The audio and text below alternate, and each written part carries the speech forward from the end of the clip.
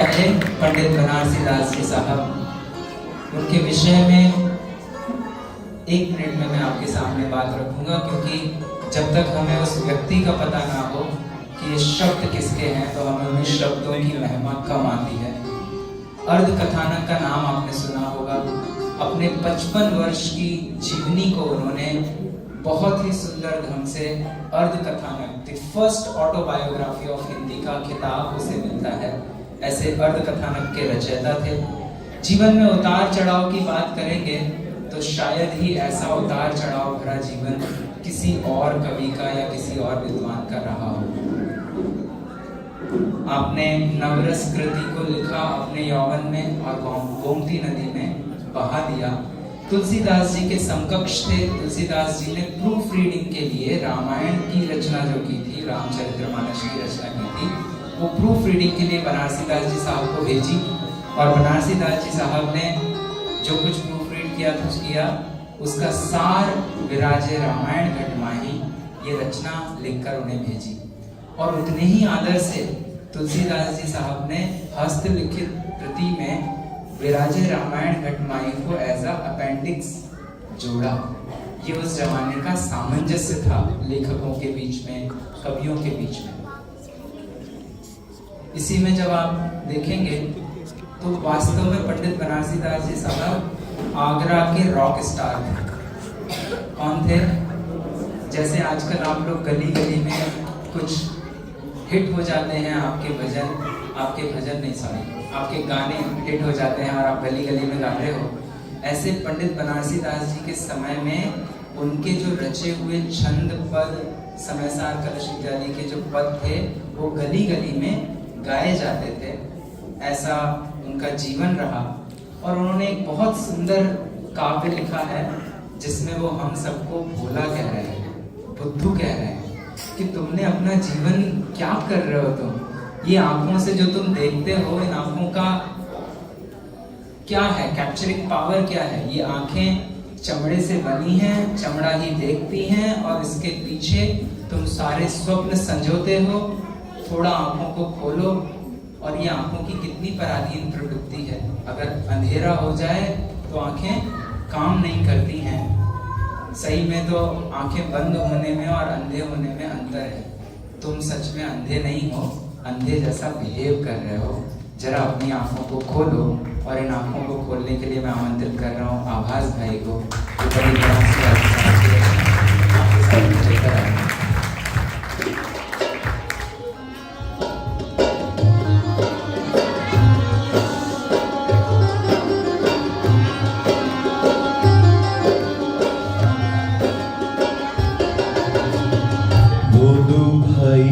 समझ सबद यह मेरा,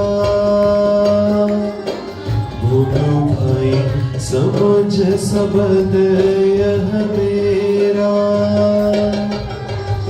जो तू देखे बिन आँख न सो, जो तू देखे बिन आँख न सो, तामे कछु तेरा। बोलो भाई समझ सबद यह मेरा, बोलो भाई समझ सबद यह मेरा। तालियां हल्की हल्की।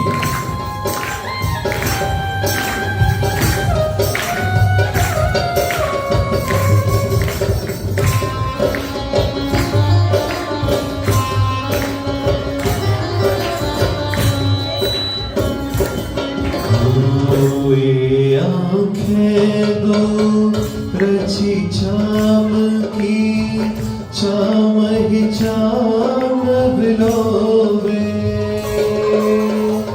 ये आँखें दो रची चाम की, चाम ही चाम बिलोवे। ताकि ओट मोहने प्राजुत, ताकि ओट मोहने प्राजुत। प्राजत सुपन रूप तू जोवे। मुंडू भाई समझ सबद यह मेरा, मुंडू भाई समझ सबद यह मेरा।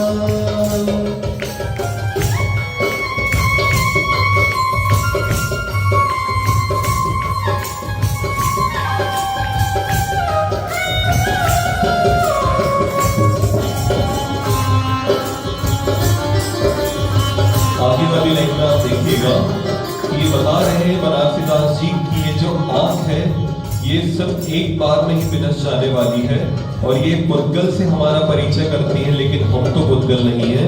तो इस प्रकार की कुछ लाइन है। इन आँखिन को कौन भरोसा, एक बिन से छिन माही। इन आँखिन को कौन भरोसा, एक बिन से छिन माही। है इनको पुद्गल सो परिचय, है इनको पुद्गल सो परिचय। तू तो पुद्गल नाही। मुंडू भाई समझ सबद यह मेरा, मुंडू भाई समझ सबद यह मेरा। हल्की हल्की तालियां।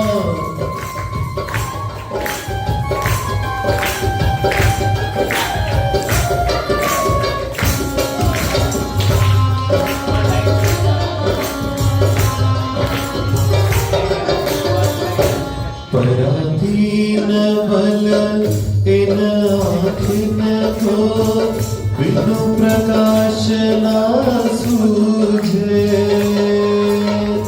पराधीन बल इन आँखिन को, बिनु प्रकाश ना सूझे। सो प्रकाश अग्नि रवि शशि को, सो प्रकाश अग्नि रवि शशि को। तू अपनों कर बूझे। मुंडू भाई समझ सबद यह मेरा, मुंडू भाई समझ सबद यह मेरा।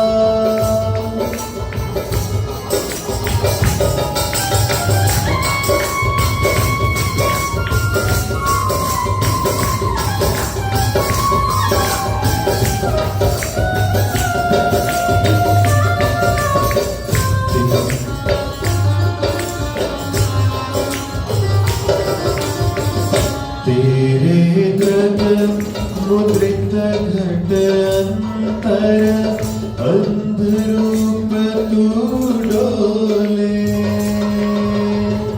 तेरे द्रग मुद्रित घट अंतर, अंध रूप तू डोले। कह तो सहज खले वे आँखें, कह तो सहज खले वे आँखें। के गुरु संगति खोले। मुंडू भाई समझ सबद यह मेरा, मुंडू भाई समझ सबद यह मेरा। जो तू देखे इन आँखिन सो, जो तू देखे इन आँखिन सो। कामे कछु न तेरा। मुंडू भाई समझ सबद यह मेरा, मुंडू भाई समझ सबद यह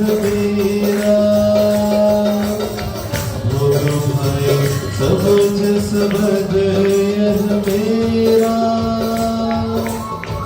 बोध भाई समझ सबद यह मेरा।